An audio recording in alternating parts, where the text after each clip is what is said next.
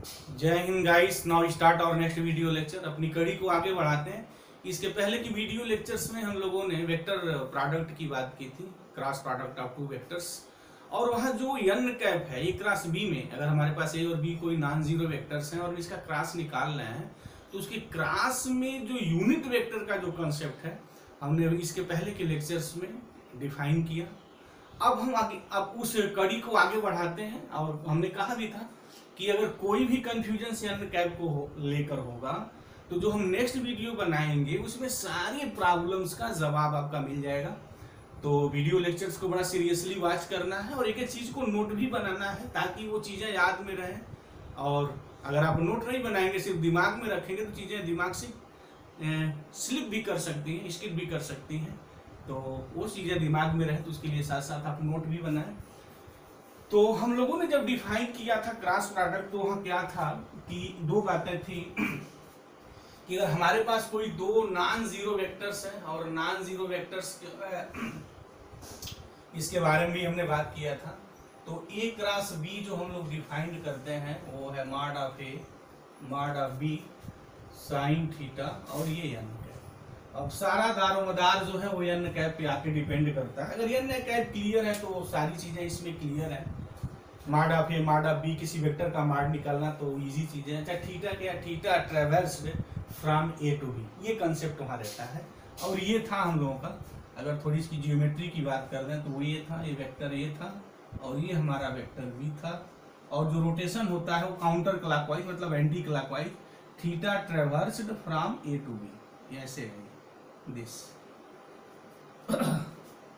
अगर यही ए है और यही बी है, अगर थीटा ट्रेवर्स्ड बी टू ए है, मतलब कि इस सिचुएशंस में आप बी क्रॉस ए निकालने जा रहे हैं और इस सिचुएशंस में आप ए क्रॉस बी निकालने जा रहे हैं, तो हमने ये चीज निकाला था कि ए क्रॉस बी जो है is equal to minus b cross a, ये होता है। ये बात हमने निकाली।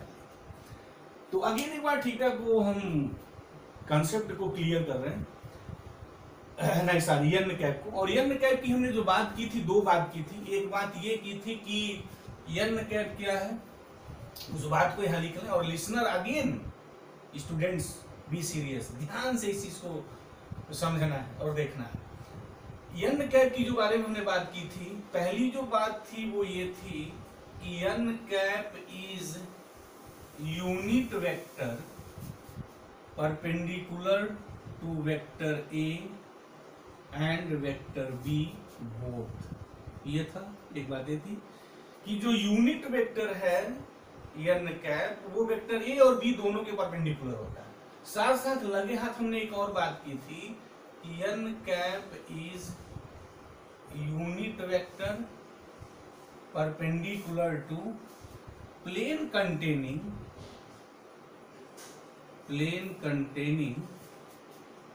containing the vector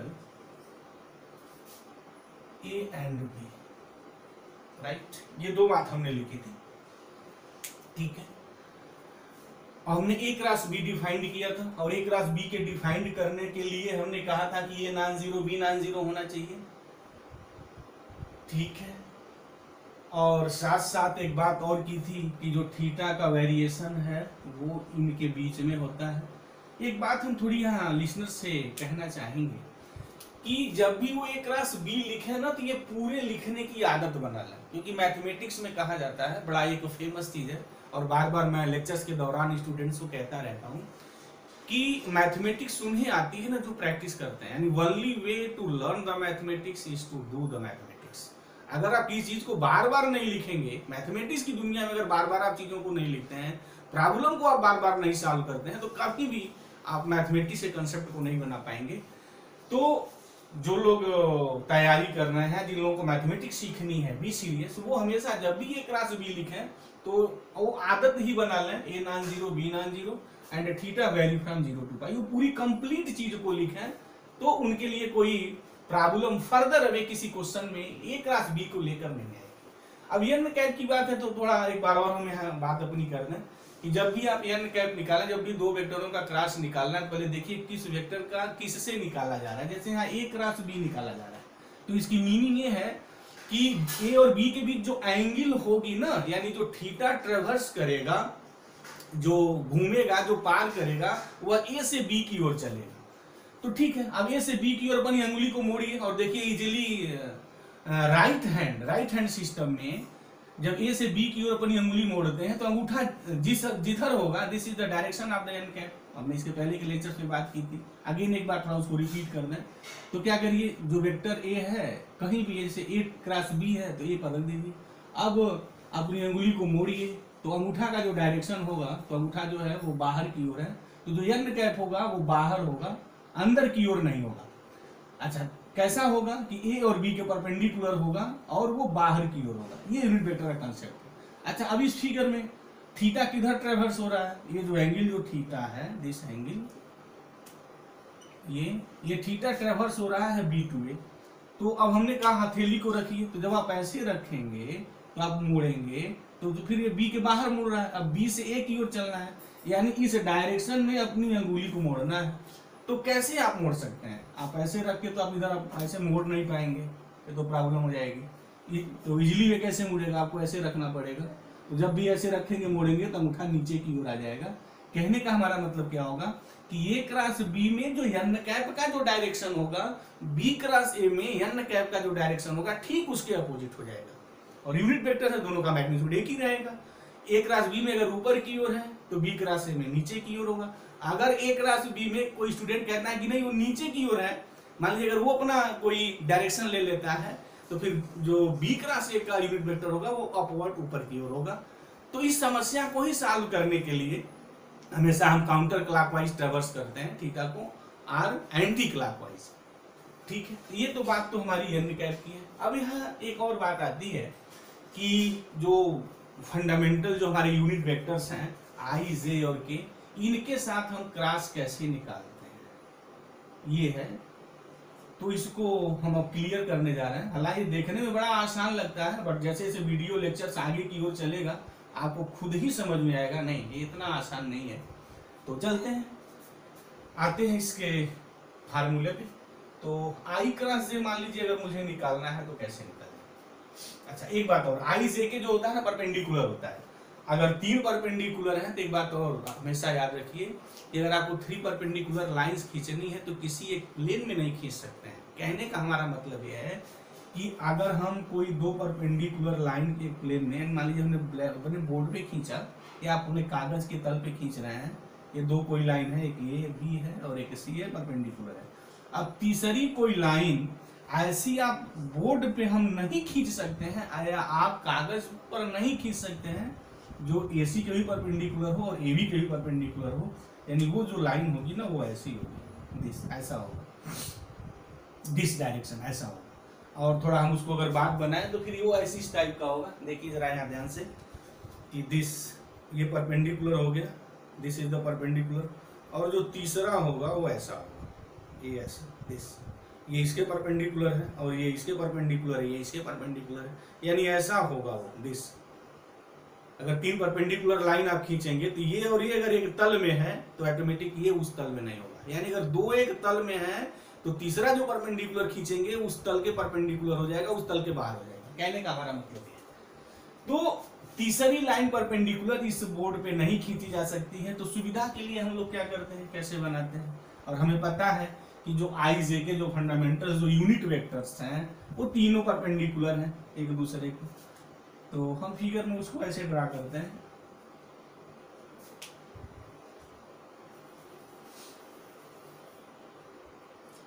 ये मेरा हो गया आई कैप, दिस एक्स डायरेक्शन में आई कैप होता है, और ये मेरा हो गया जे कैप वाई डायरेक्शन में, और के मैं ऐसे बना लूँ, दिस इज द के कैप, और ये 90 डिग्री है, ये भी 90 डिग्री है, भले ही फिगर में 90 डिग्री ज़्यादा हो but this is the 90, figure में 90 degree but practically this is the 90 degree, ये भी 90 डिग्री, दिस। चलिए ठीक है, ये बात तो वेल नोन है, i j k these are perpendicular to each other. अब मुझे आई क्रॉस जे निकालना है तो by definition i non zero है, जे भी नॉन जीरो है, तो कैसे होगा, चलिए इस डिफिनेशन पे अप्लाई कर देते हैं। तो ये हो गया mod of I cap mod of J cap और साइन थीटा, मतलब आई और जे के बीच तो आई और जे के बीच जो एंगल है वो 90 डिग्री है। ठीक, दिस इज द 90 डिग्री। अब यहाँ इनटू मैं लिखूंगा, क्या लिखूंगा, वो यूनिट वेक्टर लिखूंगा जो आई और जे के परपेंडिकुलर होगा। पहली जो बात है, फर्स्ट जो बात है, इस दोनों बात को जो लिसनर इस वीडियो लेक्चर्स को देख रहा है, अगर वो सीरियसली वॉच कर रहे हैं तो कभी भी उनको एन कैप में डाउट नहीं होगी, क्रॉस के कंसेप्ट में कहीं डाउट नहीं होगा, किसी प्रकार का डाउट नहीं होगा। अगर इस चीज को स्किप करते हैं तो हो सकता है कि उनका डाउट हमेशा वो बना रहे। अच्छा, डाउट क्यों बना रहेगा, अभी वीडियो का जो आगे का जो भी लेक्चर है ना, जस्ट आने वाला, वो अभी आपको क्लियर कर देगा क्यों डाउट आपके पास रहेगा। ठीक है, I cap mod of I cap mod of J cap sine 90 हो गया, आई और जे के बीच 90 डिग्री आएंगे। उसके बाद मैं यहाँ लिखूंगा यूनिट वेक्टर। तो जो पहला जो रिजल्ट कहता है एन कैप के बारे में, एन कैप का जो बखिया उधेड़ता है वो ये है कि n cap is a unit vector perpendicular to the vector a and b. तो जो मैं यूनिट वेक्टर जो मैं लिखूंगा वो आई के भी परपेंडिकुलर होना चाहिए और जे के भी परपेंडिकुलर होना चाहिए। तो आई और जे के परपेंडिकुलर जो मेरा यूनिट वेक्टर है वो के कैप है। ठीक हो गया, ये के कैप। अब अगेन एक बात और छिपी रह गई, अगर आई और जे काउंटर क्लॉकवाइज है, मतलब काउंटर एंटी क्लॉकवाइज डायरेक्शन में अगर मूवमेंट है तब तो प्लस के कैप होगा। लेकिन अगर क्लॉकवाइज डायरेक्शन में है, मतलब 90 degree of traverse I to J, अगर आप एंटी क्लॉकवाइज करते हैं तो प्लस के लिखेंगे।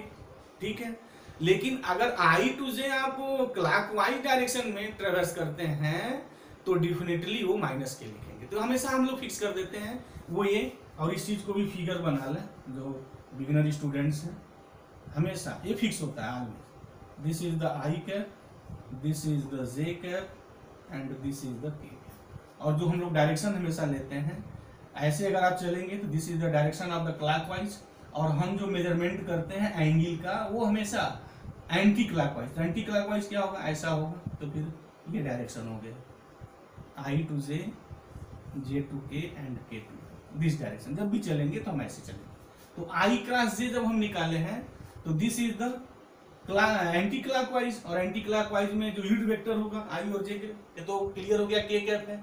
अब मुझे प्लस के लिखना है या माइनस के लिखना है, इसका लॉजिक क्या, इसका कंसेप्ट क्या है, कंसेप्ट ये है, क्या कंसेप्ट है भाई, आइए एन कैप पे। हमने कहा था अगर थीटा आप एंटी क्लॉकवाइज डायरेक्शन में मूवमेंट करते हैं तो जो यूनिट वेक्टर होगा प्लस एन कैप लिखेंगे।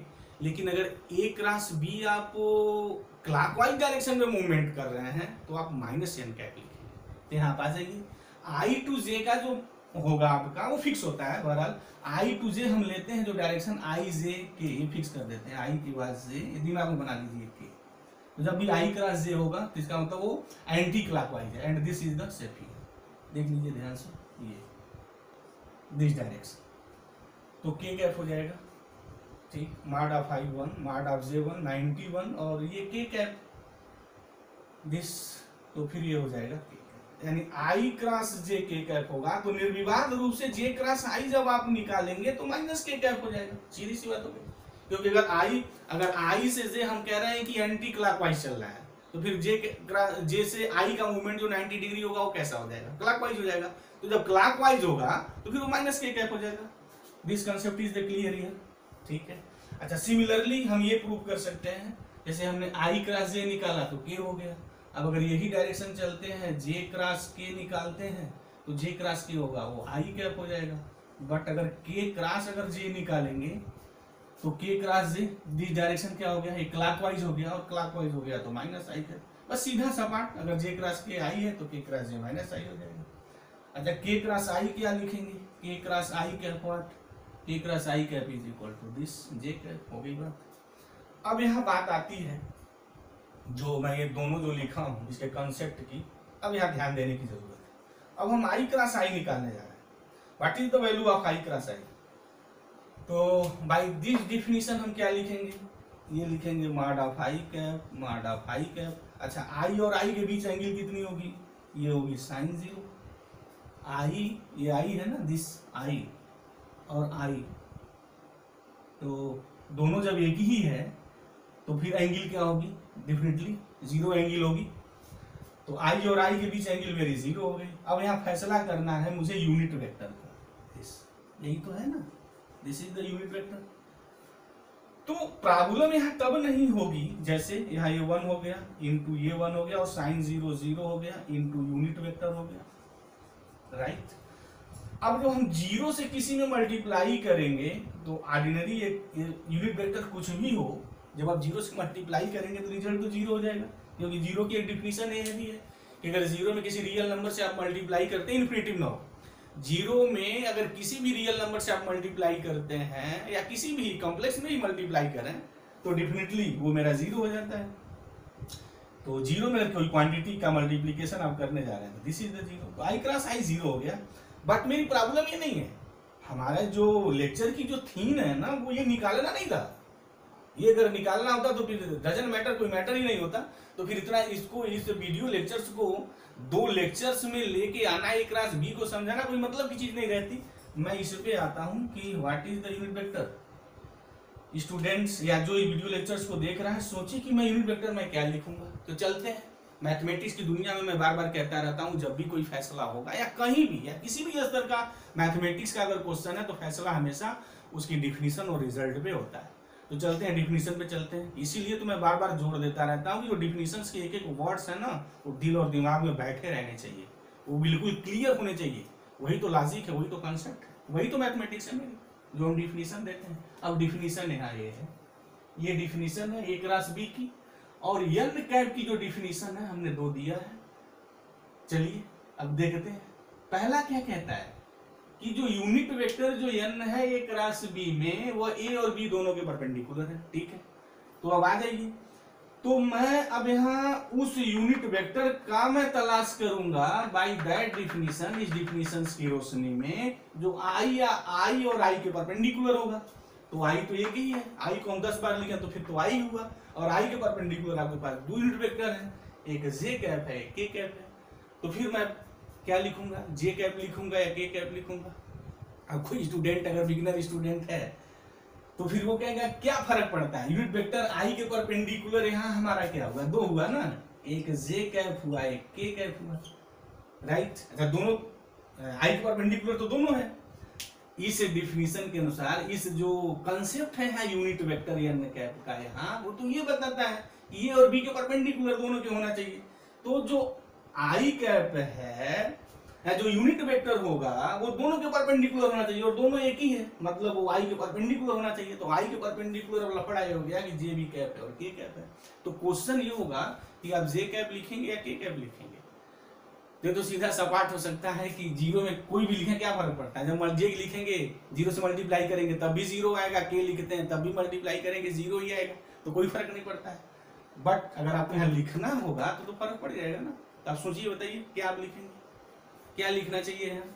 अब इसका जवाब ये नहीं देगा, इसीलिए हमने इस चीज को लिखा था, और पहले लेक्चर्स में बात हमने की थी कि इस चीज को भी वो दिल और दिमाग में बैठाएं कि जब हम प्लेन पे आएंगे, जब स्ट्रेट लाइन के कंसेप्ट पे आएंगे वेक्टर पे, तो मैं कहा था कि बकिया मैं कायदे से उधोड़ूंगा। तो अब वक्त आ गया है यहाँ उस चीज का हल्की सी झलक देखने का, वो ये देखिए, यहाँ से बात क्लियर हो जाएगी। n कैप जो यूनिट वेक्टर है perpendicular to the plane containing, यहाँ बात आ गई, ए और बी जिस प्लेन में है उस प्लेन के परपेंडिकुलर है, ये बात है n कैप की। तभी तो n कैप का डायरेक्शन ये आता है, ए और बी जो आप बोर्ड के प्लेन में है, 2 वेक्टर जब आप खींचे किसी प्लेन में ही खींचेंगे, और n कैप यूनिट वेक्टर जो होगा उस प्लेन के परपेंडिकुलर हो जाएगा, दिस। तो अब यहाँ जवाब मिल जाएगा। और i जो हमने लिखा है ये i ये बोर्ड के प्लेन में है, तो वह unit vector i cross i में फैसला करेगा जो इस बोर्ड के प्लेन के परपेंडिकुलर होगा। तो बोर्ड के प्लेन के परपेंडिकुलर ये होता है, और ये परपेंडिकुलर k कैप का डायरेक्शन होता है, मतलब z एक्सिस, दिस। मतलब ये हो गया आपका दिस, इधर देखिए दिस, ये आपका i कैप हो गया, ये आपका j कैप हो गया, ये आपका k कैप हो जाता है। तो ये भी परपेंडिकुलर है और k कैप भी i के परपेंडिकुलर है, राइट। लेकिन मैं ये नहीं लिखूंगा, क्यों नहीं लिखूंगा, i क्रॉस i में जो यूनिट वेक्टर j कैप में नहीं लिखूंगा, क्यों, क्योंकि j कैप i कैप के ही प्लेन में है, और n कैप जो होता है a और b दोनों जिस प्लेन में होते हैं उस प्लेन के परपेंडिकुलर होता है। तो उस प्लेन के परपेंडिकुलर मतलब i जो जिस प्लेन में है उस प्लेन के परपेंडिकुलर यूनिट वेक्टर लिखा जाना चाहिए by that concept, by this concept here. तो ये कंसेप्ट ये कहता है, तो यानी मतलब हो गया कि मैं j कैप नहीं लिखूंगा i क्रॉस i में, मैं क्या लिखूंगा, k कैप लिखूंगा। तो मुझे उम्मीद है बात बिल्कुल क्लियर हो गई होगी। तो अभी आप यूनिट वेक्टर जो है ना, अब ये आप के कैप लिखेंगे दिस, तो दिस इज द योर के कैप, रिजल्ट तो जीरो ही आएगा। तो प्रूफ है हो गया आई क्रॉस आई जो होगा वो जीरो होगा। सिमिलरली मैं प्रूव कर सकता हूँ जे क्रॉस जे, और जे क्रॉस जे में यूनिट वेक्टर कौन लिखेंगे, सारी के मत लिख दीजिएगा, सारी आई मत लिख दीजिएगा, के होगा वहां जीरो हो जाएगा। और के क्रॉस के में right this is the zero. Similarly इस बात को मैं प्रूव कर सकता हूं दिस। तो I cross I is equal to J cross J is equal to K cross K is equal to zero. तो जो फंडामेंटल हमारा जो यूनिट वेक्टर्स है उसका क्रॉस प्रोडक्ट कैसे निकालेंगे। अच्छा, आई क्रॉस आई है, जे क्रॉस जे है, जो इस टाइप की चीजें हैं उनकी वैल्यू निकालते हो हम यूनिट वेक्टर क्या लिखेंगे, ये बात भी बिल्कुल क्लियर हो गई होगी। ठीक है, अब हम लोग देखते हैं कि जो परपेंडिकुलर है, अगर एक यहाँ रिजल्ट आता है, सम कुछ रिजल्ट्स हैं तो कुछ रिजल्ट्स की लगे हाथ हम लोग बात कर रहे हैं। तो मुझे उम्मीद है कि ये जो क्रॉस का जो ये दोनों पार्ट रहा है ना, ये बात बिल्कुल क्लियर हो गई होगी। लेकिन वहाँ आई क्रॉस आई में जब आप निकालेंगे, क्योंकि साइन थीटा जीरो है, तो वहाँ कोई मैटर नहीं रखता है कि मैं वहाँ जे कैप लिख रहा हूँ के कैप लिख रहा हूँ, क्योंकि रिजल्ट जीरो होगा। लेकिन बट कंसेप्ट आपको क्लियर होना चाहिए ना कि कौन यूनिट वेक्टर आप लिखेंगे।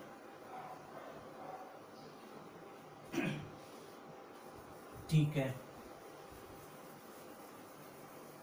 यस। अब कुछ ऑब्जर्वेशंस हैं। ऑब्जर्वेशंस हमारे क्या है, थोड़ा मैं बात यहाँ कर दूं। जैसे एक रिजल्ट है क्रॉस पे, result on cross, result on vector product, result on vector product. कुछ लगे हाथ इसकी भी बात कर दें कि पहला ये है कि A cross B is equal to zero if and only if, यहाँ ए नॉन जीरो है, मीनिंग ये है कि A not is equal to zero, B not is equal to zero, A cross B is equal to zero if and only if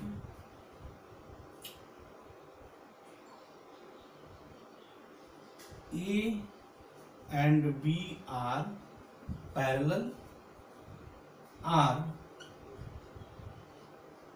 collinear. ये बात है, अगर दो नॉन जीरो वेक्टर्स हैं और उनका क्रॉस अगर जीरो आता है तो ये संभव तभी होगा जब दोनों पैरेलल हो या कोलिनियर हो।